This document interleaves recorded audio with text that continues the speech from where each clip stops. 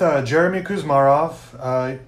He is a professor and has written for many publications, including the Huffington Post.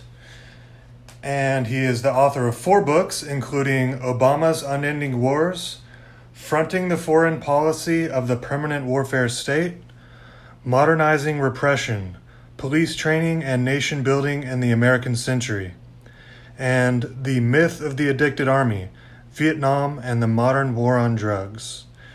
The book we'll be discussing today is The Russians Are Coming Again, the first Cold War as tragedy, the second as farce. Mr. Kuzmarov, welcome back to the show. I really appreciate your time. Thank you. My pleasure to be here. Okay, so again, let's kind of go in chronological order here. We can start out talking about the Cold War and the consequences thereof, and kind of move toward what's going on today.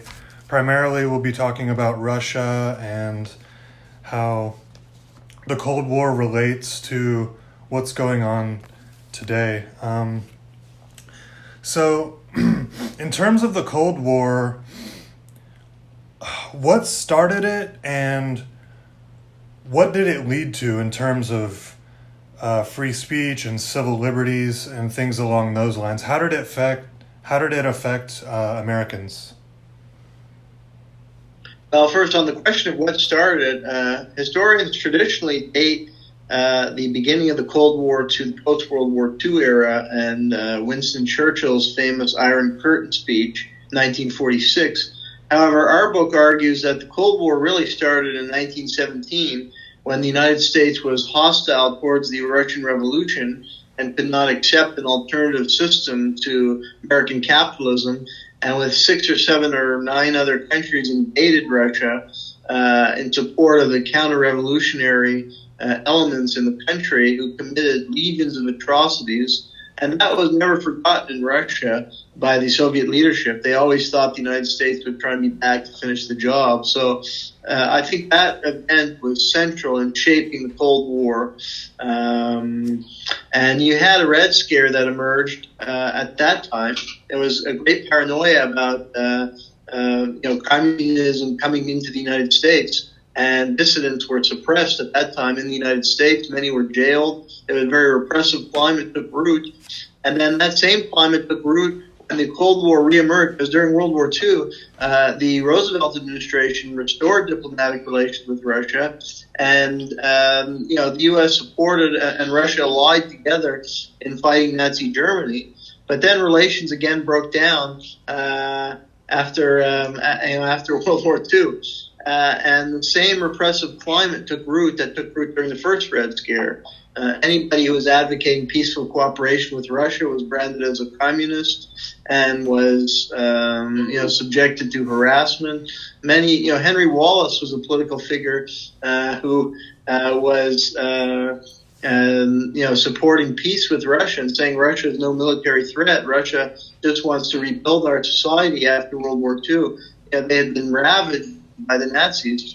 Russia sustained 27 million deaths during World War II and were ravaged. After World War II, basically that climate of the Red Scare returned, and Henry Wallace was a progressive politician who was not a communist, but he was willing to work with the communists. And he had traveled in Russia, and he found that he had a mixed view of Soviet communism, but he recognized that the Soviets had defeated the Nazis heroically, and that they were focused on rebuilding their country that had been ravaged by the Nazi invasion, and they were no military threat to either Europe or the United States. So he felt that the United States should not sustain wartime military spending levels, and that there could be cooperation, even if the American system was a different economic system than Russia. They didn't have to be enemies. But he was attacked. The beginning of McCarthyism started when he tried to run as an independent in 1948 and challenged Truman, who was running for the Democrats. The Democrats adopted as their strategy a strategy of attacking Wallace as a communist and trying to identify him with Russia. And actually, there's secret memos that came to light in which it's as sensational a scandal, really, as what we saw in the 2016 election with the DNC's effort to undermine Bernie Sanders. At times they've used red baiting tactics against him. But that was the overt strategy in the 48 campaign to associate Wallace with Russia and to tar him as a communist. And that kind of took off. People bought into some of the political rhetoric, and a lot of Wallace's supporters lost their jobs. Some were harassed. Some even had violence directed against them. And that set the groundwork for the entire McCarthy era, which was the height of political repression, I think, in American history. And it was a very repressive climate in which people were jailed, such as the Hollywood 10.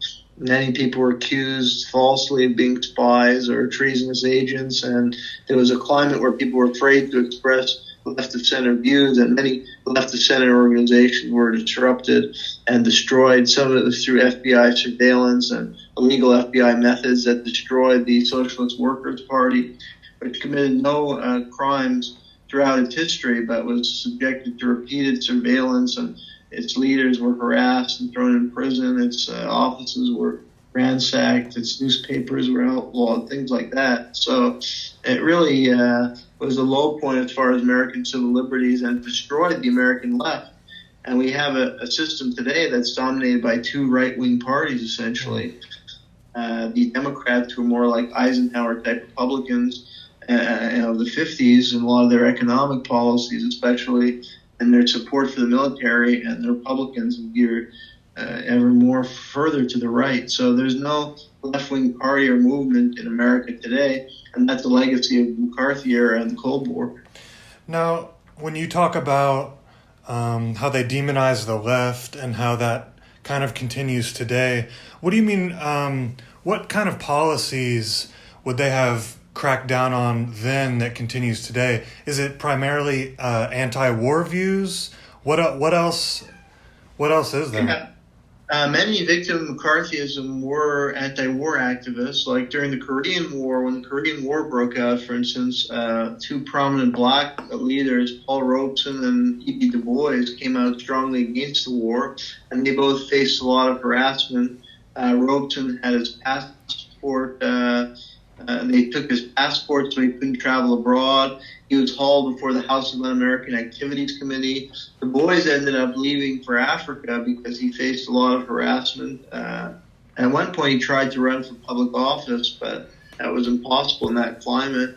And one of the few congressmen opposing the U.S. war in Korea, Vito Marcantonio, who represented the Puerto Rican community in New York City, was very progressive legislature. He was attacked as a communist stooge, and he lost his seat in Congress. So it was impossible for public officials. He had to speak out against war, and many who were trying to oppose, like the Korean War, faced harassment and all kinds of censure for their actions. And then, many, it became illegal to be a member of the Communist Party, whereas that wasn't true in most other countries in the world, which had active communist parties and movements. But the Communist Party was outlawed in the United States, and many of the leaders of the Communist Party were jailed. And then left of center, left-wing parties like the Socialist Workers' Party was harassed and basically destroyed as a party. Its leaders were jailed on trumped-up charges. They were subjected to surveillance. Their offices were ransacked.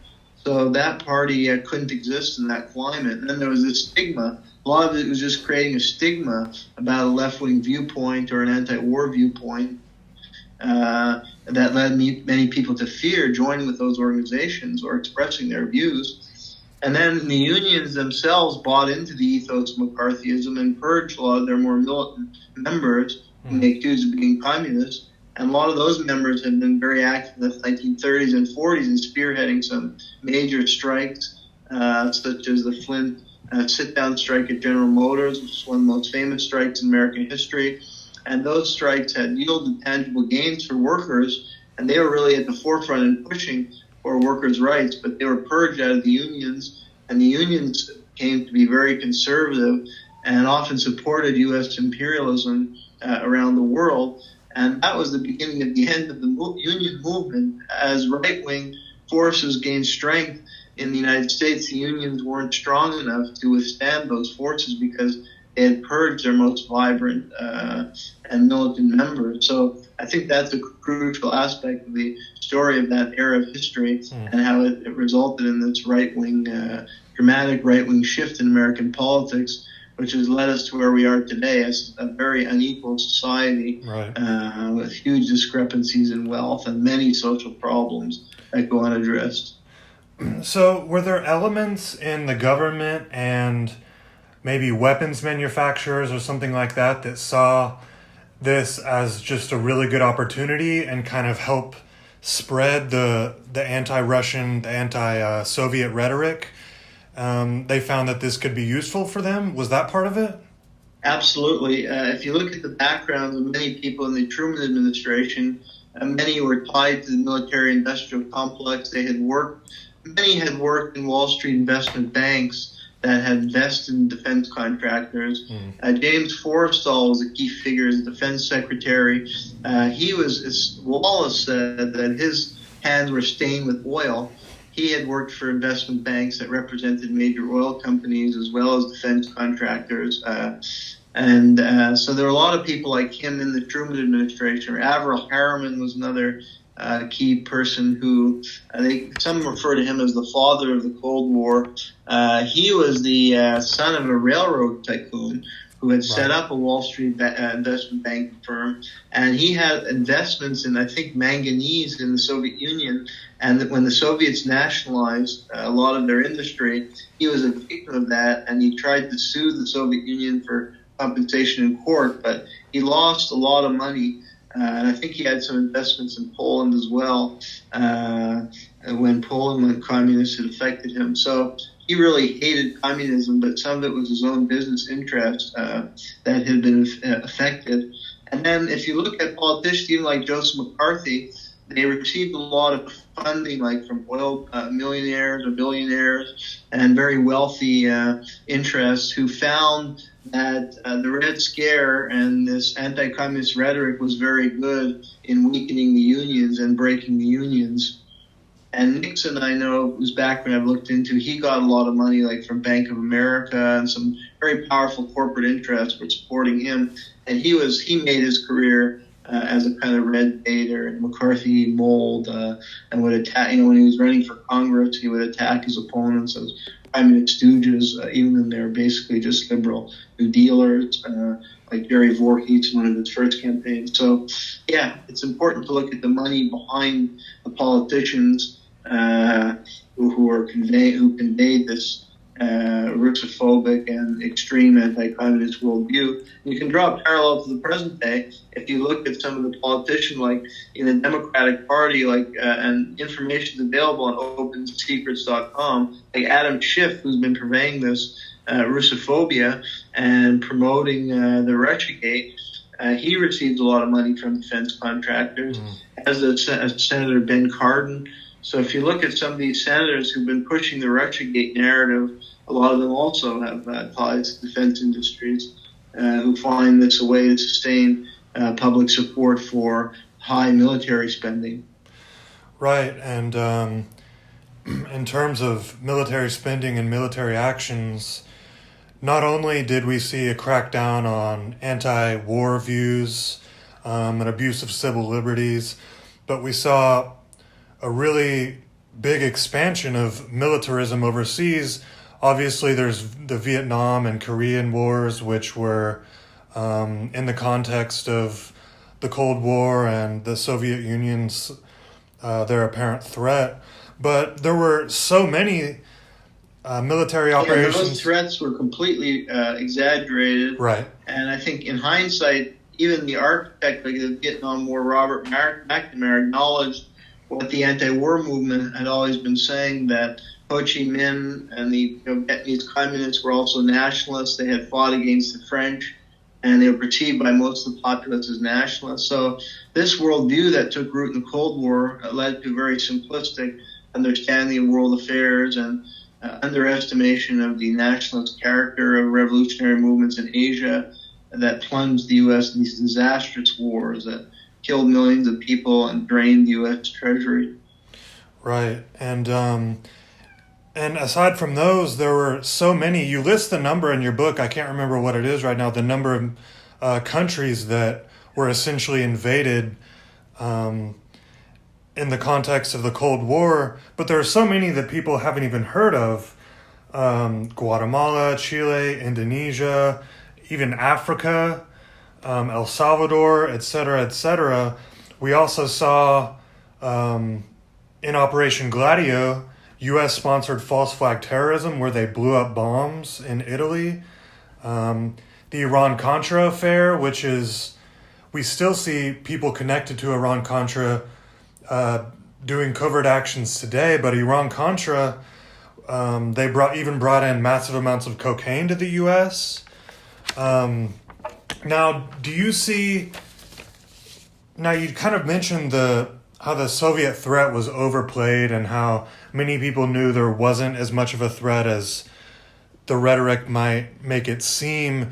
Do you see primarily that rhetoric is mostly just a pretext to do the stuff that they wanted to do anyway? Or did some people actually believe that there was a Soviet threat that needed to be counteracted? Well, I think people come to believe the rhetoric, once it's and a certain narrative is advanced over and over again. I think people were conditioned to believe that the Soviet was a real menace. I think the school system was structured in that way to condition people from a young age to fear that threat. I think the media hammered it on a daily basis. So I think many people believed it and got caught up in the paranoia that in hindsight, one historian, a very conservative historian, once stated, nightmares seemed real at the time, even if in the light of day, a little ridiculous. So it's easy for people to get caught up and become paranoid. And then when you take a step back or you look back with some hindsight and perspective, you see it was greatly exaggerated. Right. Now, I think there were, of course, cynical elements in the U.S. government who knew the truth because certain intervention, like in Guatemala, for instance, the United States was presenting Jacobo Arbenz, who was a democratically elected leader in Guatemala, as this Soviet stooge. U.S. intelligence reports knew very well, intelligence agencies were reporting that Arbenz was more of a moderate reformer, and the United Fruit Company, which dominated Guatemala's economy, had some fallow lands, and the main thing he was trying to do was to reclaim their fallow land. He wasn't as radical as Castro, who took over a lot, took over lands of the United Fruit Company and U.S. companies. But Arbenz was a moderate, and there were people on the ground who knew what was going on.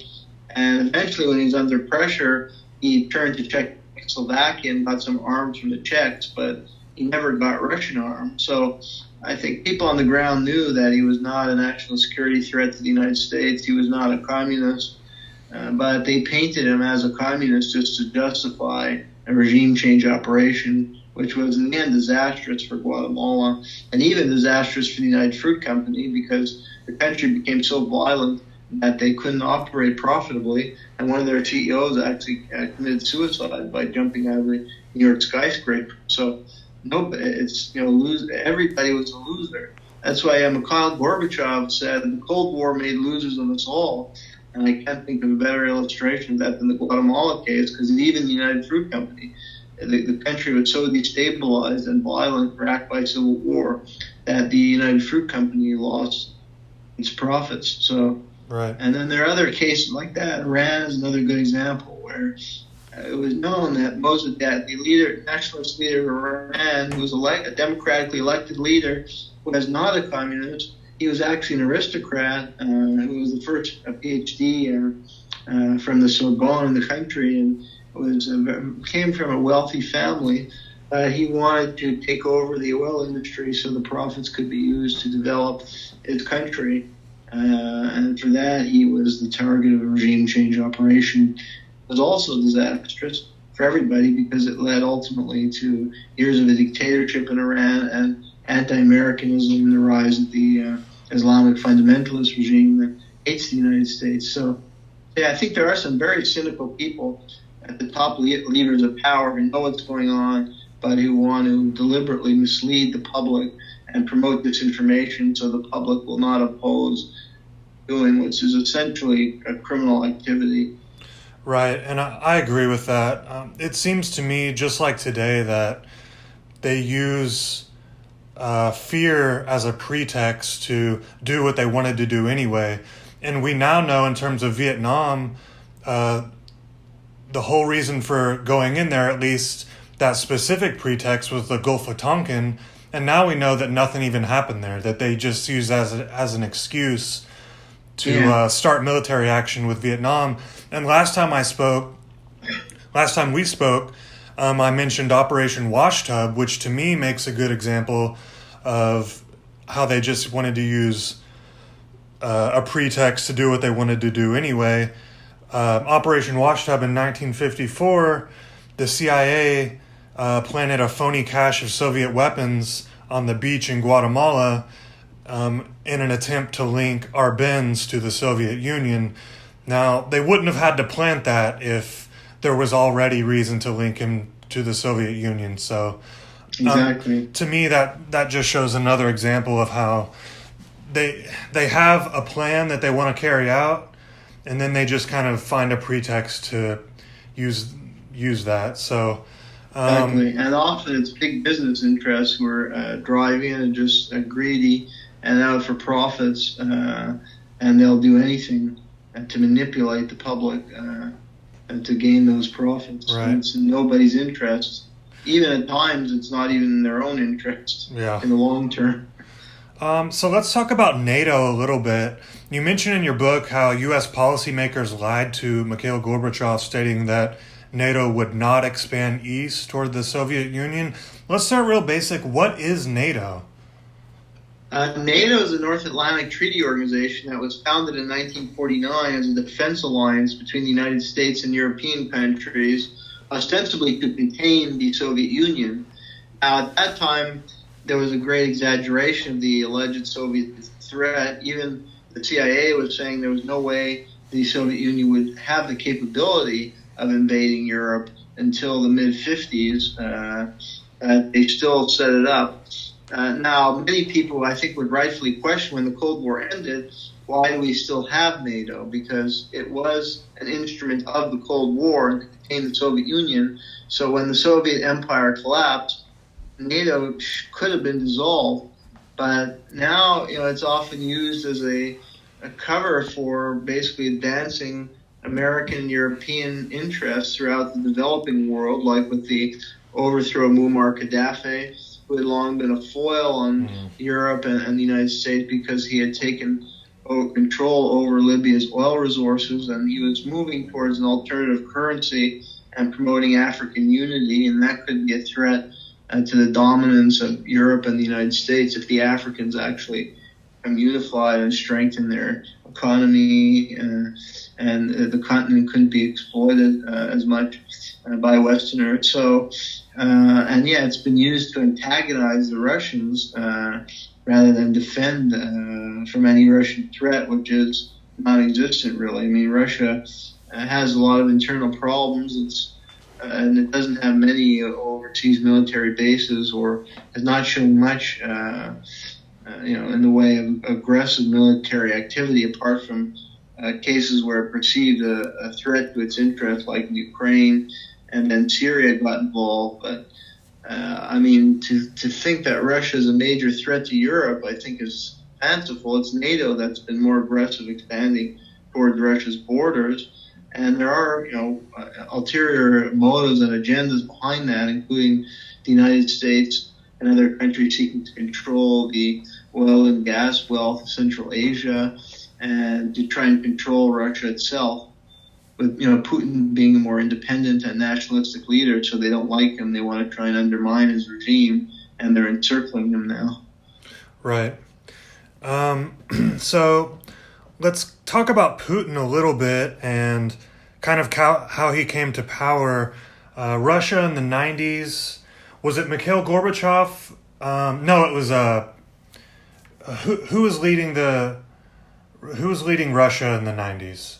It was Yeltsin. Boris Yeltsin. And he kind of cowed to American interests during that time. Is that right?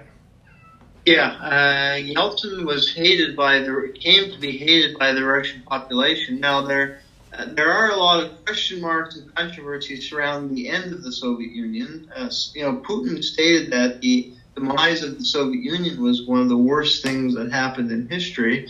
While in the United States we're conditioned to see the Soviet Union as an evil empire, Russians, I think, have a more mixed view because the Soviet Union, Russia was a very underdeveloped country under the Tsar prior to the Russian Revolution. It was a very poor and underdeveloped country. The Soviet Union and the Soviet system led to the rapid industrialization and major advances in living standards and wealth, and also because of the heavy state investment of education, healthcare, housing, the quality of life for the majority of the population improved. And the Soviet Union also, built a powerful Red Army that successfully defeated the Nazis. So that's a great element of pride in Russia. So they view the Soviet Union a lot differently than we view it here. So many feel that it was a bad thing that it collapsed, and there are question marks. The demise of the Soviet Union is presented as a popular revolution here in the United States and West, but Putin and others, I think, see it more as a coup d'etat that was carried out by certain unscrupulous elements in the Communist Party who felt they could cash in on a privatized economy and grow wealthy. And that's essentially what happened, is that the wealth was, there was a very rapid process of privatization of the state-owned industry that occurred under Boris Yeltsin, and there was not proper oversight of the whole process, and there was just an orgy of corruption, and the economy became dominated by a small number of oligarchs. And then a lot of foreign financiers swooped in and took part in privatization schemes and grew rich at the expense of the majority of the Russian populace. So when Putin came in, he enacted measures to try and retain more of the wealth within Russia by taxing by taking control of the Russian banking system, by taxing oligarchs and foreign interests, by prosecuting those who had committed tax evasion, other corporate offenses, by trying to block capital flight. Those are some of the policies he was enacting to reassert greater Russian control and to try and block foreign interests from gaining control. Like ExxonMobil was trying to make a bid for Russia's oil industry. He blocked that. And gradually, in response to sanctions, he also imposed import substitution, tariffs and state subsidies for certain industries, particularly industries that relied on foreign products that they couldn't get because of the sanctions, and was starting to develop certain new technologies. So overall, the Russian economy has had its ups and downs, but the country is a lot more stable under Putin, and the economy has done much better overall. Under Yeltsin, it was so bad that the poverty rate skyrocketed. I think the lifespan for males declined by 7 years, which is almost unprecedented in history in such a short time period for a lifespan to decline. And it was because of the poverty and alcoholism of the unemployed.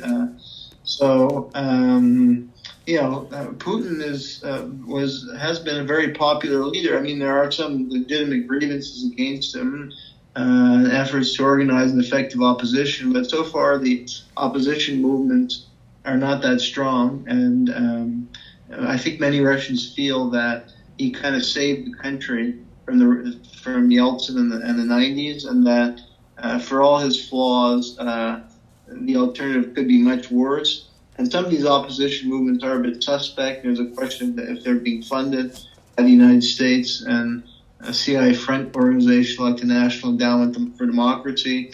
And given Russia's history, Russians are obviously suspicious about any kind of foreign interference. So then Putin can play that up to his advantage.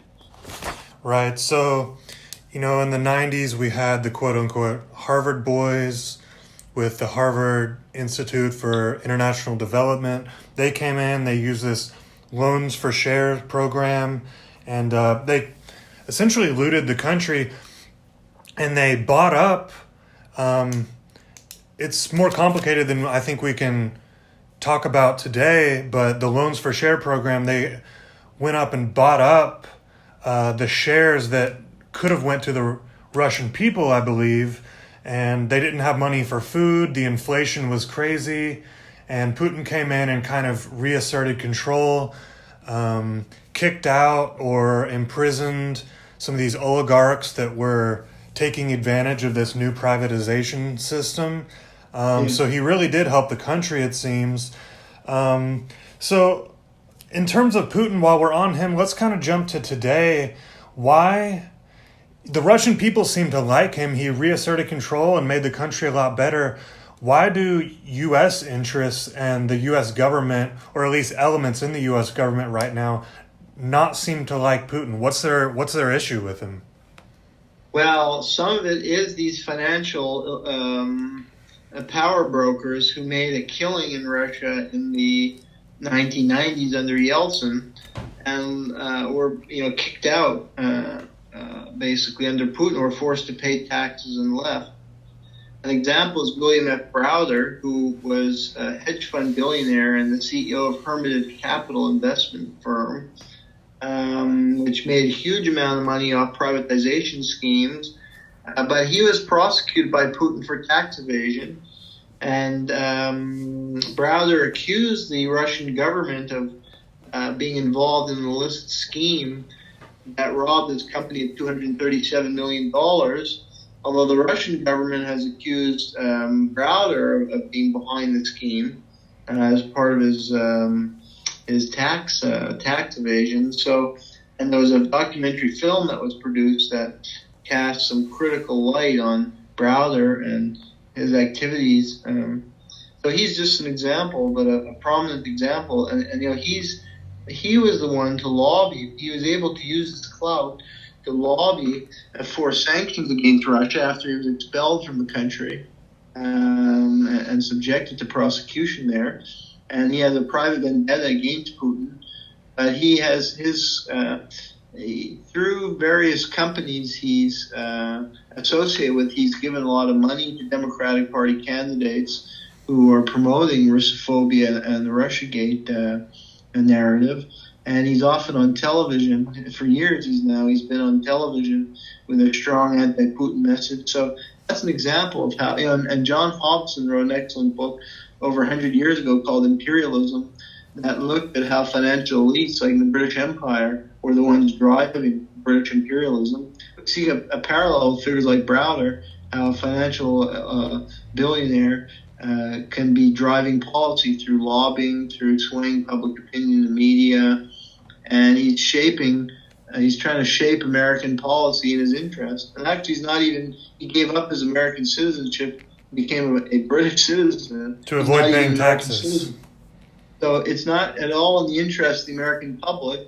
It's just some of these financiers who lost a huge amount of money and have a vendetta against Putin and want things to go back the way they were in the 1990s. And he's able to buy off politicians and shape public opinion with fanciful narratives about the Russian government's alleged evil. And he plays off certain Cold War stereotypes, and people buy into it. Right, and Bill Browder was actually very pro-Putin before he got caught not paying hundreds of millions of dollars in taxes.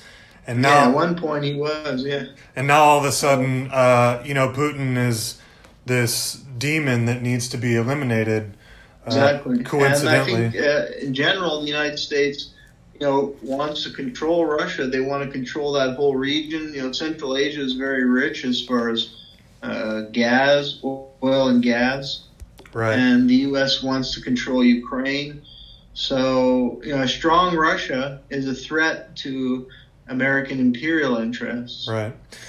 So in terms of today's Russophobia and the new Cold War, how did all this start? Did it kind of start after the Iraq War? What happened there? Was it we realized that was kind of winding down and we needed another threat? Or how did the current Cold War as it is begin? I think you're right. I think in particular after Bin Laden's death, and as the public began to tire of the war on terror, the war in Afghanistan. I mean, people generally stopped paying attention, but public support for that war effort is very, very low today. And I think the U.S. public is tired of the war on terror, and with Bin Laden long dead, very few see any purpose in it anymore. So you need a new enemy. And Russia's the perfect bogeyman. Yeah. And I think also it should be noted that a lot of the Russophobia started after the Occupy Wall Street movement emerged in 2011. So it may also be a way to try and divide the left, because a lot of liberal people, the news outlets promoting the Russophobia are news outlets like MSNBC that are watched by more liberal people, some of whom may have even supported the Occupy Wall Street movement, as well as CNN. So it could be a way to try and, divide the left. Right. And, opponents now who question U.S. foreign policy, they are labeled as Putin apologists or Assad apologists, and that's kind of McCarthyite tactic as a way to try to discredit anti-war groups and prevent a coalition on the left from developing that would challenge corporate rule and power and challenge the military-industrial complex. So they're dividing the liberals and the left. And this started really right after the Occupy Wall Street movement. It's been the last, then the sanctions were imposed at the end of 2012, and then the U.S. interfered in Ukraine and supported a coup d'etat in Ukraine. And then Russia, there was a hysterical coverage about Russia taking over Crimea, even though Crimea had historically been part of Russia and their people voted in a referendum to rejoin Russia. So, and that was in 2014. So this has been going on for 7 or 8 years, but one could trace it right to the time of the Occupy Wall Street movement. Right, and it's kind of an aside, but we see so many examples of this where they co-opt these movements and turn them into something that they never intended to be. You mentioned the Occupy Wall Street, how they're kind of dividing the left. You're not allowed to be anti-war anymore. Back in, 2008 or so, when Ron Paul was running, there was this Tea Party movement, which was a smaller government, anti-war, things along those lines. And they co-opted that and gave us more neocon-like figures. And I almost forget her name now. Who's the lady from Alaska? Sarah Palin? Sarah Palin. They gave us Sarah Palin instead. Yeah. So they co-opt these movements and I think that's the deep state. One has to look at the deep state and who's behind this Russiagate disinformation. I think you have to look at the deep state and the deep state fear, because somehow liberals turn people like Mueller, who's an embodiment of the deep state, and John Brennan. John Brennan was a host on MSNBC, and Mueller was this hero to American liberals. Right. He's an embodiment of the deep state. And somehow they converted liberals into, supporting the CIA and intelligence agencies when those are the agencies that manipulate the public. And they're very skilled. They've done this going back to the Cold War era. They're skilled in co-opting social movements, whether the left or the right. What they particularly want to prevent is an anti-imperialist front on the left and right. And imagine if that front came together, people on the left join with people on the libertarian right, and supporters of Sanders join with supporters of Ron Paul, in building a huge movement to scale down the U.S. military empire and to invest that money more wisely. That would be a very powerful movement, and that's a threat to the deep state and the military complex. So they're going to mobilize to try and break those movements and co-opt them. And I think Russiagate is a big part of that. And that, I think, targeted the left in particular and tried to create this anti-Russian sentiment on the left and linking it with the hostility towards Donald Trump. And all that has lent support for this new Cold War. Right. And I agree with that. It's really a shame. We can have arguments about domestic economic policy, and that's fine. We should have those arguments, but I think what's way more obvious is these foreign interventions, these wars, that's obviously wrong and a way that we should not be spending our money. So I think we can obviously tackle that first and then focus on the other stuff later. Like you said, join the more libertarian movements like the Ron Paul movement and the Bernie Sanders. I mean, we should definitely be able to agree on the anti-war stuff. Yeah, people who can agree on a lot in those different camps, and they could be allies on many issues, even maybe on some points they disagree, but on certain core issues they agree. And if they came together, that would be a real threat to the status quo. Okay, so let's briefly talk about Ukraine and what happened there. There's clear evidence now that it was kind of set up. It was what they call a color revolution. The U.S. supported neo-Nazis in their attempt to install a pro-U.S. government. Tell us a little bit about what happened in Ukraine for those that don't know. Sure, and that's something, that there should have been a lot of more popular outrage about, but the quality of media reporting was especially poor, and even traditionally, left media outlets like alternative media didn't focus on it a lot, like Democracy Now!, which is I watch, and I think it's good on a lot of issues, but it's not been very good on this issue, or given a lot of attention to the situation there, which I think was really atrocious. You had a pro-Russian leader named Viktor Yanukovych, who was far from a perfect leader. He was corrupt. And Ukraine's had a lot of problems in their government since they broke away from the Soviet Union. But he was democratically elected, and he was, did have some of the best interests of his people at heart. And he was questioning an IMF measure that would have promoted more austerity. And he recognized that Ukraine would benefit from close ties with Russia. It started in, I think, the late fall of 2013, heading into 2014. Protests erupted against the Yanukovych government, the so-called Maidan Revolution. They were pressing for more democracy, but a lot of the people were just wanting a more Western-oriented leader. And it came out that the United States had poured in something like $5 billion over the years to try and support this movement as part of, it started with earlier efforts to promote color revolutions in Eastern European countries and countries that have been formerly part of the Soviet Union, a revolution that kind of had this facade of being these progressive democratic revolutions, but his real intention was to pry the countries more into the Western orbit and away from the sphere of influence of Russia. And that's what the situation in Ukraine was all about. And the United States was trying to promote neoliberal candidates like Arseny Yatsenyuk, who's a neoliberal, pro-Western guy. He wasn't personally a neo-Nazi, but he and others were more tolerant of the neo-Nazi factions that were part of the Maidan protests. So there were some far-right groups that were involved in those protests and that traditionally hate Russia. And some actually, they worshipped a guy named Steven Bandera, who was a Nazi collaborator, and they were even, worshiping Bandera during these protests. So that should have been a red flag that this is not really a progressive movement, right, but that it's there are a lot of neo-Nazi elements who are sympathetic to fascism. And the new regime that took over was led by Petro Poroshenko, who was a chocolate billionaire and an oligarch who was very corrupt. His regime, so the regime was overthrown, Yanukovych.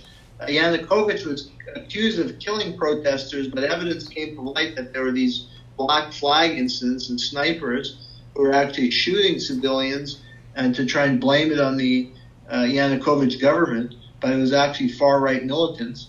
And then they forced a group of trade union activists in Odessa into a building and burned the building down, killing 38 or 40 people. So there were a lot of atrocities. And the U.S. was supporting this uprising. And actually, there was supposed to be an election in a year. They could have just waited for the election, and they didn't get enough signatures for impeachment. It was a blatant coup d'etat. Right. They didn't have enough signatures to impeach Yanukovych, so they used violent methods of intimidation to force him out of the country in a blatant coup d'etat. And then this government took over led by Petro Poroshenko, who was extremely corrupt. had very low popularity ratings, and who allowed far-right elements into his government. A number of them took up cabinet positions. And the eastern provinces of Ukraine tried to break away because their economy is much more tied to Russia, and there were issues about the language, that they weren't going to allow the Russian language, and there were other threats that they foresaw from the new government. So they tried to break away from the Ukraine. That prompted the Ukrainian military invasion of the eastern provinces. And it was a bloody war with a lot of atrocities by the Ukrainian military, including shelling of homes, torture. But there was very limited coverage in the U.S. media about this, and very little public compassion for the suffering people of the eastern Ukraine. And the Obama administration gave a lot of weaponry to the Poroshenko regime and the Ukrainian military, and Trump escalated that military support. Obama officially was giving non-lethal military aid, although I'm always suspicious because any military aid is military aid. Right. It was claimed to be non-lethal equipment. Right. Then Trump blocked that and escalated the level of aid and included some lethal weaponry as well as non-lethal aid. So the U.S. was pouring a lot of money into the Ukrainian military as it's been fighting this dirty war, and it's still going on, really. And then Russia was accused of invading Ukraine, but the people of Ukraine were supporting the rebel factions that had voted. Now you're speaking about Crimea, right? Well, and then in the process, no, I'm speaking of the Donetsk and Luhansk provinces. Okay. Because they voted to break away. They wanted autonomy from the Ukrainian government, and Russia was supporting them, but Russia was accused of invading Ukraine when really the people had voted, of those two provinces voted to break away, and were standing up to the Ukrainian military and sought some support for Russia. But the leaders of those uprisings, the Donetsk militia, were from Donetsk. They weren't Russians. Russia was providing military support as this conflict ensued. And then after the coup in February 2014, the Crimeans voted. Russia may have organized the referendum because Russia saw a threat. Russia has military base, naval base in Sevastopol, the capital of Crimea. But the Crimean people, a referendum was set up, and the Crimeans voted overwhelmingly to rejoin Russia. So Russia was accused in the Western media of this kind of blitzkrieg, and I think Hillary Clinton used a Nazi analogy, which is totally inappropriate because the people voted on it. Right. And even more conservative sources, although there weren't many international observers at the referendum, but even conservatives estimated that at least 50 to 60% voted in favor of rejoining Russia. And then later polls found that 80 or 90% of the population of Crimea was very satisfied to be part of Russia because Russia was investing more in its economic development, whereas they'd been kind of neglected under Ukraine. And Putin built this land bridge. It may have been in part for show, but it has brought a lot of benefits to the Crimean economy. So Crimeans are happy to be part of Russia, and polls consistently show that they're happy. So you can't really accuse Russia of being a great aggressor when they have a coup on their border and when the people of that region are supporting rejoining Russia. Right. And in terms of the Ukrainian overthrow, there's a lot of different elements to this. I mentioned last time we spoke about Victoria Nuland, who was a key player in the overthrow of Ukraine, and how she runs in this neocon circle. She's married to Robert Kagan, who was instrumental in the Iraq War, and she was bragging about bringing all these NATO countries into the fold, and they're essentially surrounding Russia now. And on top of that, there are these NGOs that are used. They go in, they set up media organizations and spout all this rhetoric to try to get the people in Ukraine on board. They attack it from a lot of different angles, as you said, snipers, and they use violence. I think the NGOs are an interesting part of this story, and it goes way back even to the Bolshevik Revolution, where they use the Red Cross, for example. I think it's interesting because ostensibly these organizations are aid organizations and they're there doing good, for the people, but they kind of subvert these organizations and use them for, war purposes or overthrowing governments. So it's interesting to me because on the surface, if you just kind of look at it, you think, oh, well, they're just an aid organization. So how do they use these for regime change? Well, I think that's an excellent connection you make with the use of the Red Cross during the Russian Civil War. And people would donate money to the Red Cross for relief for the refugees and victims of the Civil War. And they take advantage of the goodwill of ordinary people because at that time Herbert Hoover was the head of that operation. And he was an extreme anti-communist and right-winger, although he was in some ways an isolationist, but he had some other similarities to modern-day neoconservatives. And he used the Red Cross. He was part of that operation to funnel the relief aid to the white former Tsarist generals who were fighting the Bolsheviks. And that sets the groundwork for what we see today is that the National Endowment for Democracy has a very nice-sounding name, and on its website, supports seemingly these nice initiatives to spread democracy. Really, they're funding opposition movements that can at times be very violent. And supports, protests that are designed to bring down regimes. And there seems to be a formula. They follow the formula of Gene Sharp for overthrowing governments. And there could be legitimate basis for adopting a nonviolent strategy to overthrow an oppressive regime. But what we see is that those movements are really manipulated by outside interests, and they follow this formula of staging protests and provocations that makes the regime look bad, and outright black flag operations, and so it's very sinister. And they apply this formula in many countries. They've done it in Libya, and again, it was packaged as like this great pro-democracy uprising. But really, that was dominated by Islamic fundamentalists. Yeah, you mentioned Libya. It makes me think of Syria today, where they're using the white helmets, which a lot of these white helmets are supposed to be basically an aid organization, and they're finding a lot of these people are actually with ISIS as well. There's been reports that they're human trafficking people from Syria. So you're right. They use these aid organizations to infiltrate essentially and do what they will.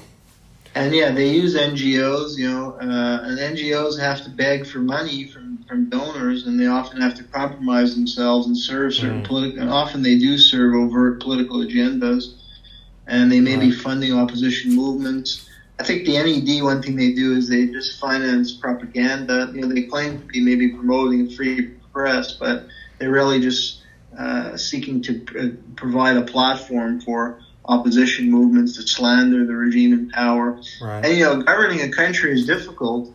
There's going to be some flaws of governments, but, as in our country, I don't think we want movements violently overthrowing the government when we have certain grievances. And inevitably, government is going to be a bit messy. So, yes, some of these regimes are far from perfect, but the U.S. can seize on their flaws to mobilize people, and in the end, they're empowering reactionary forces and completely destabilizing the country. Right.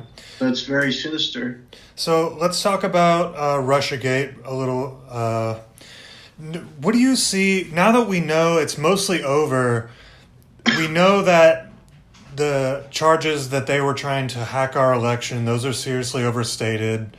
In terms of Trump and Russia, how they colluded, we know that that's not real now. Do you see the motivations as trying to go after Trump? Do you see it trying to go after Putin or Russia more generally? Or, maybe all of the above? How do you see that?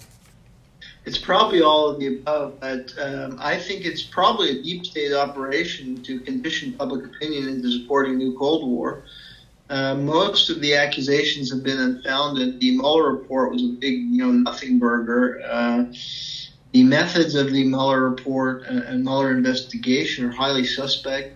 They never even interviewed Julian Assange, who was accused of taking, emails from the Russians. But how could you not interview him and question his narrative events? They never even examined the server of the Democratic National Committee. They relied on these private companies that had ties to the DNC. They also didn't consider a report by the Veterans Intelligence Professionals for Sanity, who hired an IBM contractor who found that the speed of the modem made it almost certain that it was a leak rather than an outside hack. But they didn't follow up on that investigation. So I think anybody who probes some of these details would be highly suspicious that this is not a very professional investigation, despite having $25-30 million at their disposal, unlimited resources, and they can't even interview some of the key players or do what a tiny outfit of intelligence veterans can do, and hire computer experts, and don't even engage with a study by former members of their own intelligence agencies. So something is fishy. Yeah. It doesn't take a genius to know that. And I mean, we're not stupid to think a few Facebook posts are going to alter an election. Right. And then when you probe into that, you find that half these posts occurred after the election and half of them had nothing to do with politics, and that the numbers who viewed them are tiny, and that this company, it's never been proven that this Russian company has any connection to the Kremlin. And actually a judge threw out the case against the DNC because there's no evidence of that Russian company having ties to the Kremlin.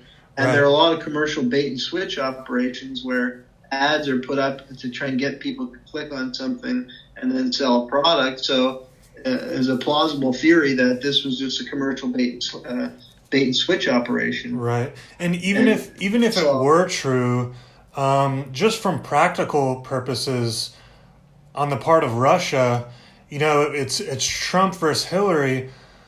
If you just go on their rhetoric, why wouldn't you want Trump in there? Hillary was blatantly Russophobic and wanted to increase tensions. And if Russia does not want increased tensions or war with America, it would be almost obvious that they would want Trump in there.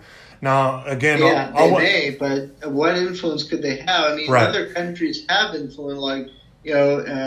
Firstly, there's countries that give a lot of money, from the Israelis, the Saudis. There are certain Saudi and Emirati sheiks who found to have given money, and they have some clout. Like I know Israel has major social media campaigns. Oh yeah. So I mean.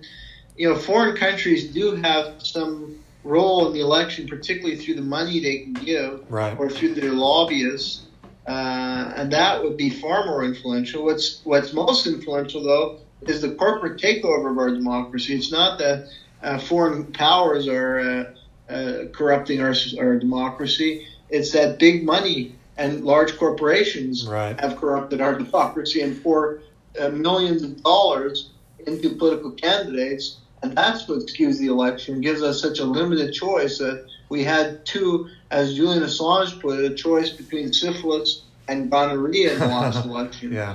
So it has nothing to do with Russia. Setting aside the fact that none of the allegations have ever been proven regarding Putin or the Russian government, that they did much to follow up. If they were in all probability supporting Clinton, there's no evidence they did very much, or they could do very much to advance Clinton's candidacy. Right. And the real corruption of our democracy is the big money corporate interests and the terrible Supreme Court decision of Citizens United, which should be reversed. We should be focusing on reversing that and not worrying about what Russia's doing, because they're not going to be able to do anything to affect our elections. Right. And in terms of foreign influence, you mentioned Israel. I mean, AIPAC is incredibly influential in almost all aspects of our politics. Okay, so let's let's wrap it up here. Talk about what's currently going on. And, only see this increasing, to be honest. The 2020 elections are coming up. I see them talking more and more about Russian influence on our elections. Obviously, we've had Rachel Maddow, who's in this huge ratings bubble, demonizing Russia. Just recently on MSNBC, we had this fake report or fake allegation come out that he had to retract, that Trump, what was the allegation? That something to do with Trump and Russia. Trump got a loan and it was co-signed by an oligarch, and then he had to retract it. It was based on a single source, apparently. Where do you all see this going, and how do we counteract it? Very good question, and I wish I knew the answer to the latter. One ominous sign is that I don't think Tulsi Gabbard is qualified for the next Democratic debate. Right. And I was just that because she's the only candidate on the Democratic side who's been speaking out about this and warning about the increased tensions between the United States and Russia and China, and calling to put a stop to the new arms race and the new Cold War. So I think I was impressed by her, and she was the only candidate saying that. But she was immediately attacked in McCarthyite terms by Kamala Harris, who I think Gabbard destroyed in that debate and exposed how Harris is a phony and far from progressive. Right. So, the guy, I think Bernie Sanders is one candidate. I admire for many things he stands for, and I think is sincere in a lot of his action, but I don't think he's been very strong in making a connection between, as far as the corporate takeover of our society and the need for some of the important reforms he's discussing. You have to cut the military budget significantly, and he doesn't address that very often in his stump speeches about our need to cut the military budget. And I think at times he's played into the Russophobia, and he's not been very progressive on Russia or China. So, and he's really the hope for progressives and the hope for a kind of alternative candidate compared to the dominant mainstream, the Democratic Party, which has been hammering on this Russian theme. Perhaps they see that as a way to bring down Trump or discredit Trump, but I think that's backfired. I think they've only empowered Trump because they've not come up with concrete evidence to connect Trump to Russia or to show that Trump in any way colluded with Russia. So Trump comes across as a kind of hero to many people for standing up to these phony liberal elites, and there's some credence to that view. So I think it's been a disastrous political strategy, but it probably will continue, in part because the Democratic Party, I'm sorry to say, is a morally bankrupt party that claims to represent the working people of America,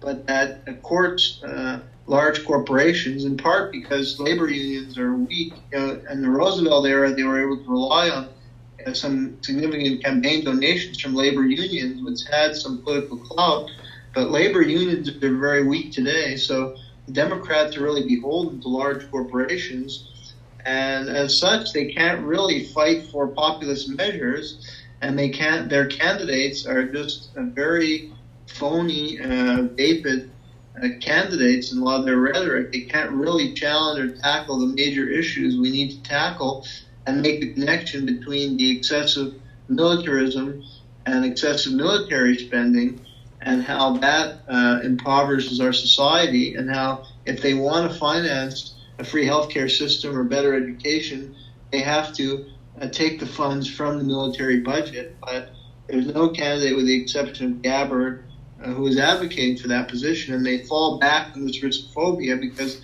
they don't really want to challenge corporate power, and they don't really want to challenge Trump's policies.